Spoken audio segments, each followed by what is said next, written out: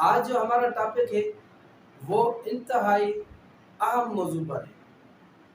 Contract act का chapter 4 performance of contract के मुतालिक है। वो कौन कौन से कॉन्ट्रैक्ट है जो परफॉर्म होंगे, आज हम डिस्कस करेंगे। इसके सेक्शन 37, 38, 39, सेक्शन 40, 43, 45। इसमें हम ये जानेंगे कि obligation of the parties to contracts क्या है,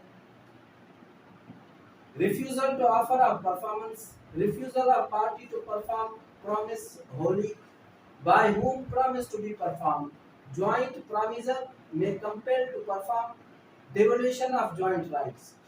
आज हम इन पे डिस्कस करेंगे और हम आसान एग्जांपल्स के जरिए इनको समझेंगे कि आखिरकार ये सेक्शन कहते क्या है और इन सेक्शंस का कॉन्सेप्ट क्या है। जो लॉ के स्टूडेंट है, अगर वो कॉन्सेप्ट नहीं समझेंगे तो फिर उनको लॉ समझ में नहीं आएगा। ऐसे ही रट्टा लगाकर अगर सेक्शंस को याद करेंगे तो उसका कोई फायदा नहीं। आइए देखते हैं।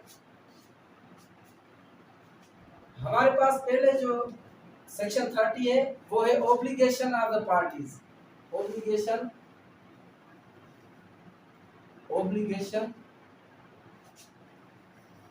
Of parties. अच्छा, ओब्लिगेशन ऑफ पार्टीज क्या है, आइए हम मिसाल के जरिए समझते हैं, एग्जांपल के जरिए। ये हमारा एग्जांपल है। मान लें ये है मिस्टर ए, ये है मिस्टर बी। मिस्टर ए ने मिस्टर बी से एक कॉन्ट्रैक्ट किया कि मिस्टर ए जो है वो गुड्स डिलीवर करेंगे, deliver the goods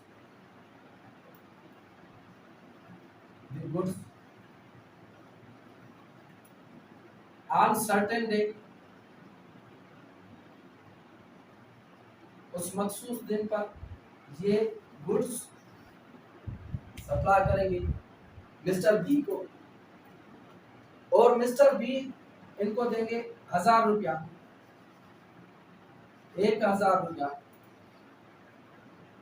1000 rupees. Mister B will pay 1000 rupees.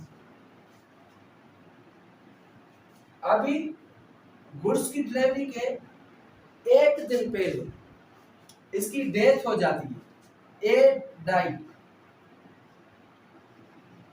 Died before certain day.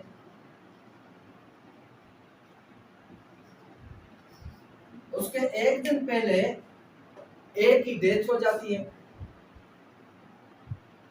ए ने तो कॉन्ट्रैक्ट किया हुआ है बी के साथ कि वो गुड्स डिलीवर करेंगे और बी 1000 देंगे, तो क्या ये कॉन्ट्रैक्ट खत्म हो गया? जी नहीं, बिल्कुल खत्म नहीं हुआ। अभी जो ए की डेथ के बाद जो ए का रिप्रेजेंटेटिव है, रिप्रेजेंटेटिव या लीगल रिप्रेजेंटेटिव,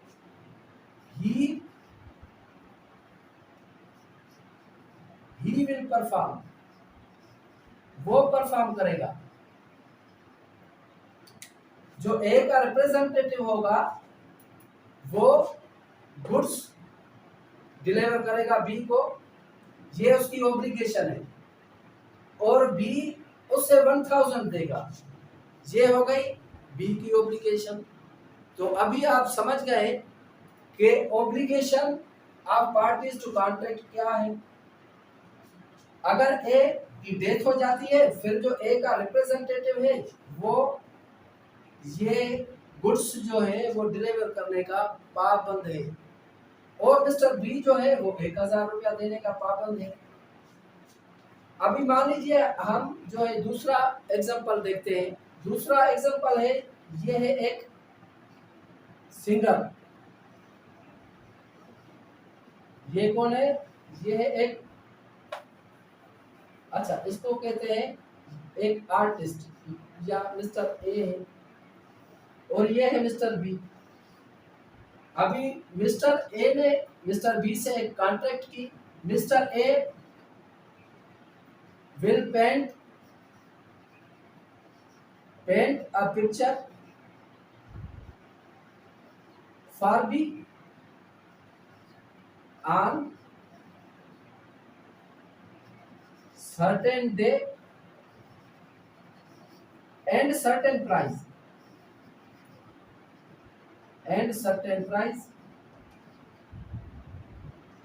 और बदले में बी उसको पैसे देगा। मान लो कि वो पिक्चर पेंट करेगा और बी उसे 100 रुपए देगा, 100 रुपए। बी उसे 100 रुपए देगा। अभी ये जो मिस्टर ए है, मिस्टर पेंटर, ये उस दिन, जिस दिन उसको पार्ट परफॉर्म करना है, जिस दिन उसको पिक्चर पेंट करके देनी है, उस दिन उसकी डेथ हो जाती है। तो फिर ये कॉन्ट्रैक्ट कैसे परफॉर्म होगा? क्या ये इसका रिप्रेजेंटेटिव मिस्टर ए का पाबंद है कि वो इस कॉन्ट्रैक्ट को परफॉर्म करे?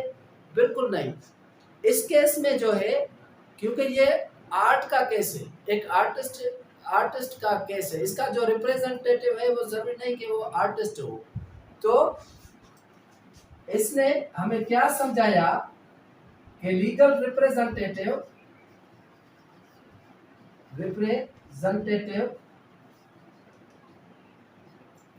Of A is not bound to perform. अभी इस केस में जो है ना, ये मिस्टर ए का जो है लीगल रिप्रेजेंटेटिव, वो पाबंद नहीं है कि वो ये कॉन्ट्रैक्ट परफॉर्म करे, क्योंकि ये आर्ट का काम है। जो आर्ट का काम होता है ना, उसमें पाबंद नहीं होते उसके लीगल रिप्रेजेंटेटिव। और जो कमर्शियल नेचर का काम होता है, उसके जो है प्रोमिसर के जो लीगल रिप्रेजेंटेटिव है वो पाबंद होते हैं। आइए हम दूसरे मिसाल के जरिए समझते हैं। इसे मैं रफ कर देता हूं। Obligation of the parties, section 37 की एग्जांपल्स हम दे रहे हैं।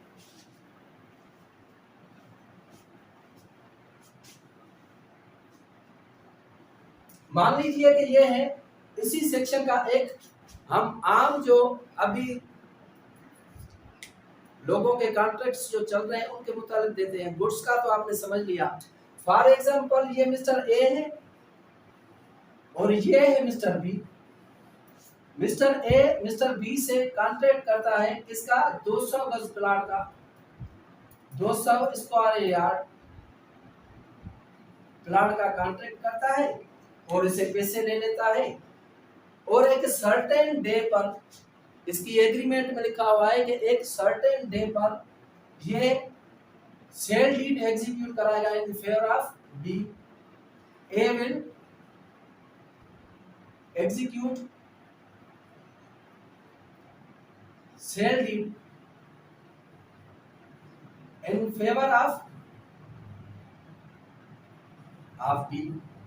अभी ये जो सर्टेन जो दिन है, जो एग्रीमेंट में लिखा हुआ है कि मैं आपको प्लाट लिख के दे दूंगा, तो उसी दिन इसकी डेथ हो जाती है मिस्टर ए की। तो क्या ये कॉन्ट्रैक्ट खत्म हो गया? जी नहीं, बिल्कुल नहीं खत्म हुआ। अभी इसके जो लीगल रिप्रेजेंटेटिव होंगे, लीगल रिप्रेजेंटेटिव्स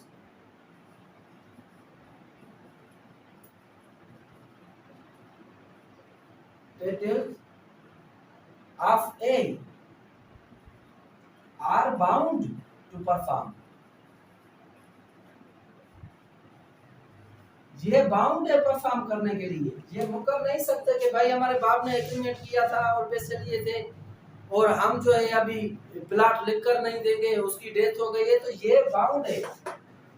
फॉर एग्जांपल, अगर एग्रीमेंट में बकाया है, अगर एग्रीमेंट में बाकी पैसे रहते हैं और उसकी डेथ हो गई है, तो ये मिस्टर बी पाबंद है कि इनके लीगल रिप्रेजेंटेटिव को बाकी पेमेंट करे और रजिस्टर्ड सेल डीड एग्जीक्यूट करवाए अपने नाम पर। तो ये आप समझ गए ऑब्लिगेशन ऑफ द पार्टीज क्या होता है। अभी दूसरे नंबर पर ये सेक्शन, ये जो एग्जांपल थे, ये थे सेक्शन 37 के। एग्जाम्पल के जरिए मैं समझाने की कोशिश कर रहा हूँ ताकि आप एग्जाम्पल के जरिए समझें कि सेक्शन आखिर कहता क्या है। अगर इसको रट्टा लगा के याद करेंगे तो कभी भी आप इस सेक्शन को समझ नहीं पाएंगे। इसका कॉन्सेप्ट बहुत वाइडर है इस सेक्शन का। ये सेक्शन 37 पर हमने बात की। अभी आता है section 38 affect refusal to offer of performance. अभी जो प्रॉमिसर है वो प्रॉमिसी को बोल रहा है कि भाई मैं तो अपना पार्ट परफॉर्म करने के लिए तैयार हूं, क्या आप रेडी हैं? वो बोलेगा जी रेडी हूं। फॉर एग्जांपल ये है मिस्टर ए, ये है मिस्टर बी। मिस्टर ए ने बी से एक एग्रीमेंट साइन किया। एग्रीमेंट क्या था कि वो जनवरी 1873 में 100 गुड्स के प्रोडक्ट डिलीवर करेंगे। बदले में मिस्टर बी क्या देगा? मिस्टर बी देगा 1000 रुपीज। 1000 रुपीज। तो मिस्टर ए पर ये जरूरी होता है कि जो ड्यू डेट है, फॉर एग्जांपल इसको 1 जनवरी बोल दे, जो ड्यू डेट है उस पर वो गुड्स ले जाए उसके वेयर हाउस पर, जैसे एग्रीमेंट की है वेयर हाउस पर, या जो जगह उसने मुकर्रर की है, कोई शॉप मुकर्रर किया है कि उस शॉप पर गुड्स लेके आओ, तो वो वहां पर गुड्स ले जाएगा मिस्टर ए, और मिस्टर बी को एक अपॉर्चुनिटी देगा कि आप गुड्स को चेक करो। ये नहीं कि मैंने 100 प्रोडक्ट ऑफ जो है हेड एंड शोल्डर शैम्पू के दिए हैं और कार्टून में बायो अमला शैम्पू हो, तो इसीलिए आपको ये अपॉर्चुनिटी दी जाती है कि आप कार्टून खोल के इसको चेक करो कि वाकई जो प्रोडक्ट का वादा हुआ था क्या वाकई इसमें वो प्रोडक्ट है। तो ये चेक करना चाहिए हमें। वो ये मिस्टर ए जो है वो अपॉर्चुनिटी देगा मिस्टर बी को कि चेक करो आप, बदले मिस्टर बी 1000 देंगे। तो ये सेक्शन 38 हमें बताता है।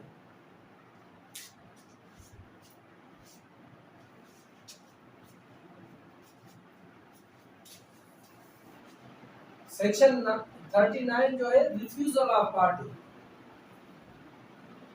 रिफ्यूजल ऑफ पार्टी टू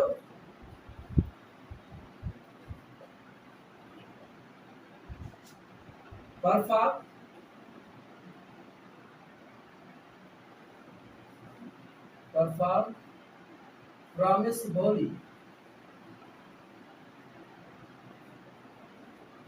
यानी जिसको मुकम्मल वादा पूरा करना है, पर्सनली काम करना है उसे। ये है सेक्शन 39 कॉन्ट्रैक्ट एक्ट का। अच्छा एग्जांपल इसका देखते हैं। ये है मिस अलीना,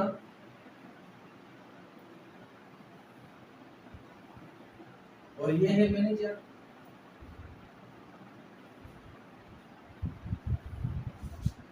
मैनेजर कहाँ का है? थिएटर का मैनेजर है। ये थिएटर का मैनेजर है, और मिस अलीना जो है वो सिंगर है। अभी मिस अलीना और मैनेजर के बीच में, थिएटर के मैनेजर के बीच में एक कॉन्ट्रैक्ट हुआ। वो कॉन्ट्रैक्ट क्या था कि अगले 2 महीने, next for next 2 months, next 2 months she sing a song in theater. She will sing a song in theater 2 nights a week। यानी इनके बीच में ये कॉन्ट्रैक्ट हुआ कि मिस अलीना जो है वो मैनेजर, जिस थिएटर में मैनेजर है उस थिएटर में अगले 2 महीने के लिए हफ्ते में 2 नाइट्स गाना गाएगी। बदले में मैनेजर से क्या देगा? बदले में 100 रुपया, 100 रुपीज पर नाइट, पर नाइट गाने के लिए 100 रुपीज पर नाइट। अभी मिस अलीना क्या करती है कि हफ्ते में 1 नाइट वो गाना गाती है, दूसरी नाइट वो विलफुली एब्सेंट रहती है। She absent wilfully from theatre. तो जब वो विलफुली एब्सेंट रहती है तो उस मैनेजर को यह अख्तियार है कि वो कॉन्ट्रैक्ट को खत्म कर दे।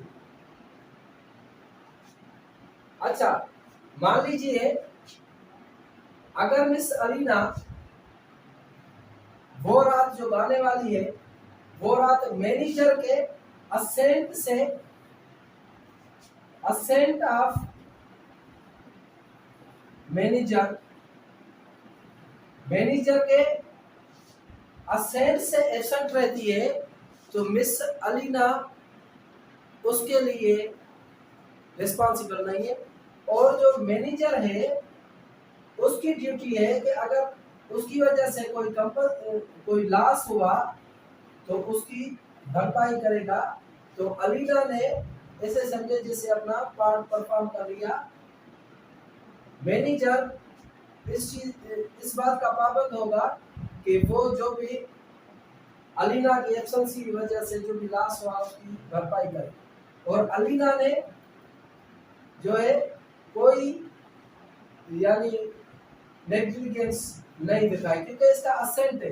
मैनेजर की रजामंदी से अलीना जो है वो एब्सेंट रही। अच्छा, ये सेक्शन आप समझ गए कि एक सिंगर अलीना जिसने मैनेजर के साथ कॉन्ट्रैक्ट किया कि वो नेक्स्ट 2 मंथ्स के लिए गाएगी और हफ्ते में 2 रात उस थिएटर में गाएगी। एक रात गाई हफ्ते में, दूसरी जो रात थी ये विलफुली एब्सेंट रही तो इसने पार्ट परफॉर्म नहीं किया अपना कॉन्ट्रैक्ट का। और जो है मैनेजर ये इसका कॉन्ट्रैक्ट जो है खत्म कर सकता है। अगर वो मैनेजर के असेंट से एब्सेंट रही तो फिर अलीना लायबल नहीं है। तो फिर कौन है लायबल? मैनेजर लायबल है इस एक्ट के लिए। तो दोस्तों आपने सेक्शन 39 एग्जाम्पल से समझ लिया होगा। अभी हम आगे चलते हैं और सेक्शन 40 पर बात करेंगे।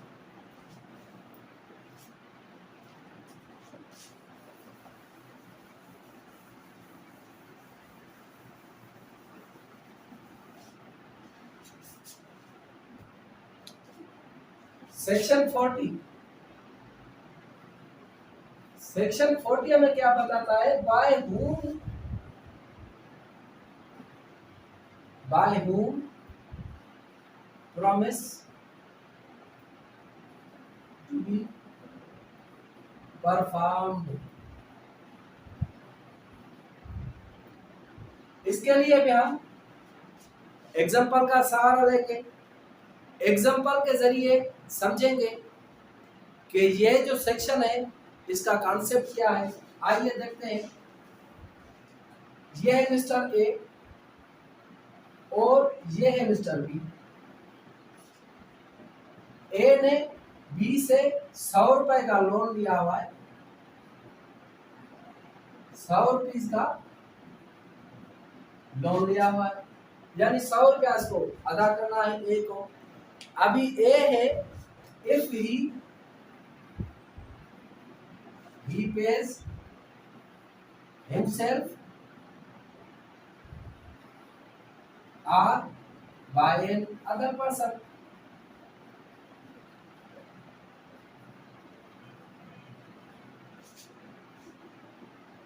He performed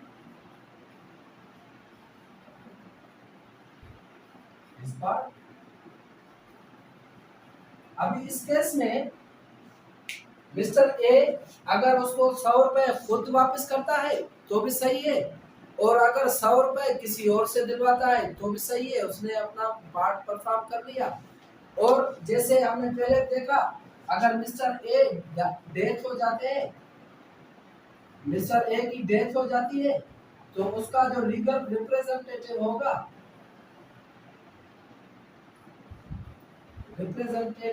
होगा, वो ये लोन अदा करेगा बिल पे टू बी। तो ये आपने समझ लिया, by who promise to be perform. तो जो प्रॉमिसर है वही परफॉर्म करेगा।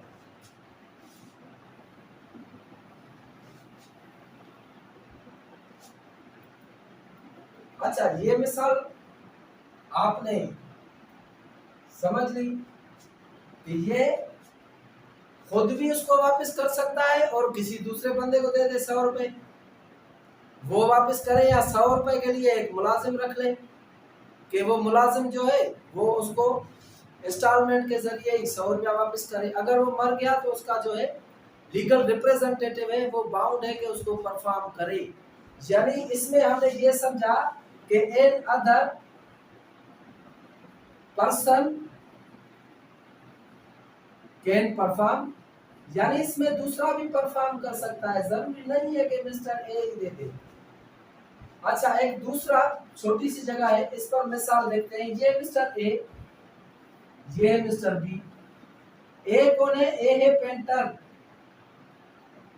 ए है पेंटर, और he will paint a picture for the in certain time and certain price, certain time and certain price। तो इस केस में जो है ये मिस्टर पेंटर ये दूसरे से पिक्चर पेंट नहीं करवा सकता, ये इसकी लायबिलिटी है। इसकी लायबिलिटी के ये खुद पर्सनली, ही पर्सनली परफॉर्म, ये इसकी ड्यूटी है कि ये पर्सनली परफॉर्म करेगा। इसकी जगह कोई दूसरा ये जो है परफॉर्म नहीं कर सकेगा, क्योंकि आपको मैंने बता दिया है कि जो आर्ट का काम है वो आर्टिस्ट ही कर सकता है, दूसरा नहीं कर सकता। आइए हम अपने अगले सेक्शन की तरफ चलते हैं।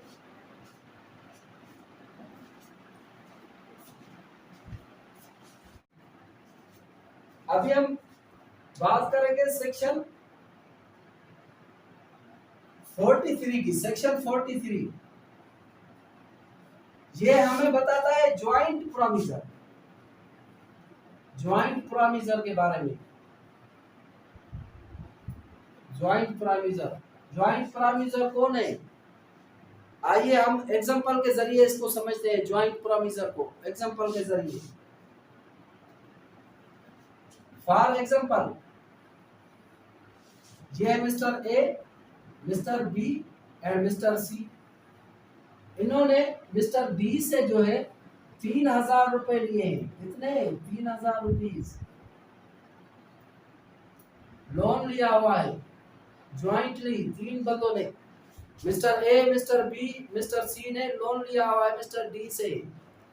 अभी मिस्टर डी अगर चाहे तो इस लोन की भरपाई के लिए किसी को भी मजबूर कर सकता है, ए बी सी किसी से भी लोन ले सकता है। अच्छा, इन केस मिस्टर बी जो है इनमें वो इंसॉल्वेंट हो जाता है, दिवालिया निकल गया, इसका इंसॉल्वेंट हो गया, लेकिन इसकी प्रॉपर्टी जो है, प्रॉपर्टी इतनी है कि वो ये लोन की भरपाई कर सके। प्रॉपर्टी सफिशिएंट, सफिशिएंट है, ज्यादा नहीं है लेकिन सफिशिएंट है इसकी भरपाई के लिए। तो ये जब इंसॉल्वेंट हो जाएगा तो मिस्टर ए और मिस्टर सी इसकी प्रॉपर्टी से 500 रुपए लेंगे, 1250 मिस्टर ए भरेगा और 1250 जो है 1250 रुपए मिस्टर सी भरेगा। इसी तरह 3000 रुपए इसका लोन क्लियर होगा, इसके लोन की भरपाई होगी। लेकिन ये चाहे तो mister A, mister B, mister C किसी को भी मजबूर कर सकता है कि मुझे मुकम्मल पूरे 3000 रुपए चाहिए, कम नहीं चाहिए। मान लीजिए कि मिस्टर ए जो है उनकी डेथ हो गई, मिस्टर बी जो है वो इंसॉल्वेंट है,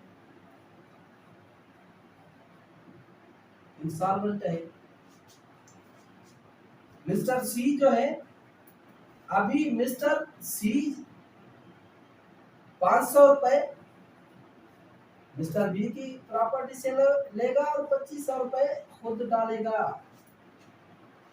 for example mister A, mister B दोनों की डेथ हो जाती है तो पूरा पैसा मिस्टर सी भरेगा, या ये दोनों इंसॉल्वेंट हो जाते हैं तो मिस्टर सी मिस्टर डी को मुकम्मल पैसे देगा और इनकी जो है भरपाई बाद में मिस्टर सी इनसे ले सकता है पैसे। तो ये आपने समझा कि ज्वाइंट प्रॉमिसर कौन होते हैं।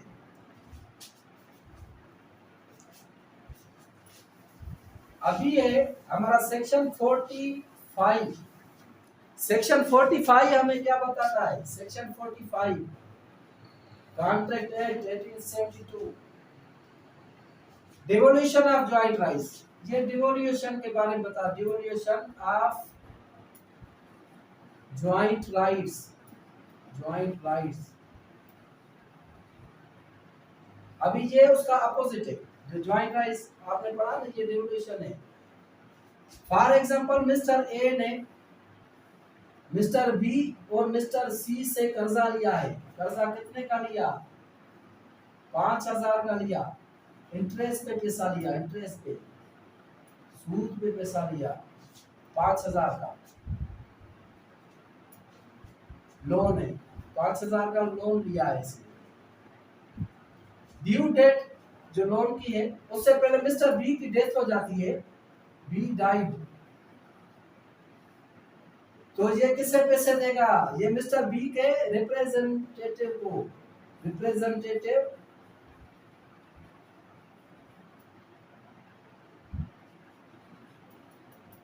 Of mister B. ये कॉन्ट्रैक्ट खत्म नहीं होगा, मिस्टर बी के रिप्रेजेंटेटिव को ये 5000 सूद के साथ देगा। और फॉर एग्जांपल मान ले कि ये दोनों चल बसे, जो कर्जा देने वाले दोनों चले गए, मिस्टर बी भी मर गया, मिस्टर सी भी मर गया, बोथ डाइड हो गए, बोथ डाइड, तो कर्जा कौन जारी रखेगा? Mister B and mister C के representatives.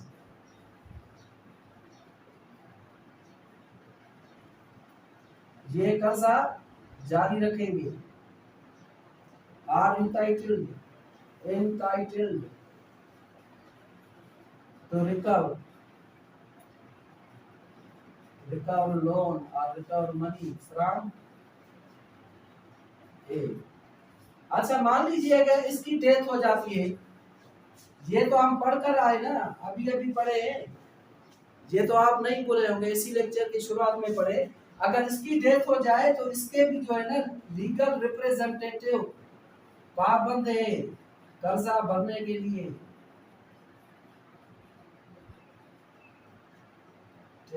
is bound to clear the debt।